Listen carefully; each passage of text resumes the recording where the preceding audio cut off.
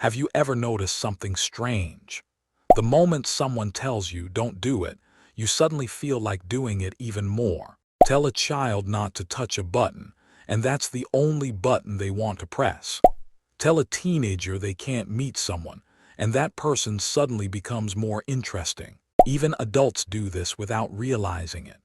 When someone tells us what we should or shouldn't do, a small part of our brain wants to prove that we still have the freedom to choose. Today, we're going to explore why this happens, why it works on so many people, and how understanding this one concept can completely change the way you communicate, even understand human behavior. This isn't a coincidence, and it isn't just stubbornness.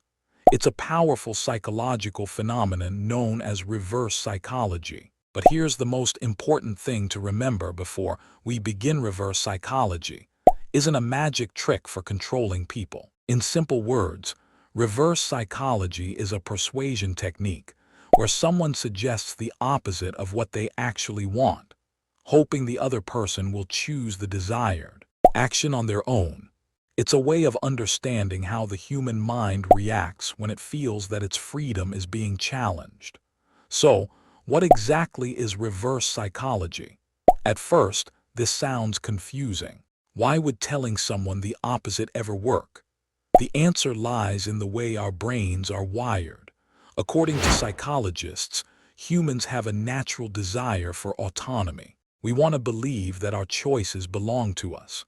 When someone tries to force us into a decision, our brain often reacts by resisting that pressure. This reaction is known in psychology as psychological reactance, a concept introduced by psychologist Jack Brehm in the 1960s. The theory explains that whenever people feel their freedom of choice is threatened, they become motivated to restore that freedom. In many cases, they do this by choosing the exact opposite of what they are being told. The stronger the pressure, the stronger the resistance can become. That's why direct commands often produce unexpected results. Think about this simple situation. Imagine someone tells you you have to watch this movie. It's the best movie ever. Your first reaction might be, "I'll watch it later," or even, "Why are they forcing me?" But now imagine the same person says, "Honestly, this movie probably isn't for you." Most people don't really understand it. Suddenly, something changes. Your curiosity wakes up. You start wondering, really? Maybe I should see it myself. The recommendation didn't become stronger because of better arguments. It became stronger because your mind wanted to make its own decision. This is exactly how reverse psychology works. It doesn't force people, it makes them feel like they are choosing for themselves. One of the easiest places to see this is in children. Parents experience it almost every day. Imagine a child playing in the living room. The parent repeatedly says, "Don't jump on the sofa," but somehow the child starts jumping even more. It's not because children enjoy disobeying every rule. Often, they are simply testing their independence.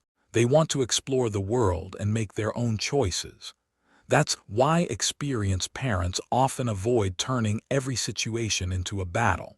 Instead of saying, "Don't do that," they redirect attention toward something else. By reducing the feeling of restriction, they often reduce the resistance as well. Businesses have also learned this lesson. Have you ever noticed advertisements that say limited edition, only available this week, or not everyone will qualify?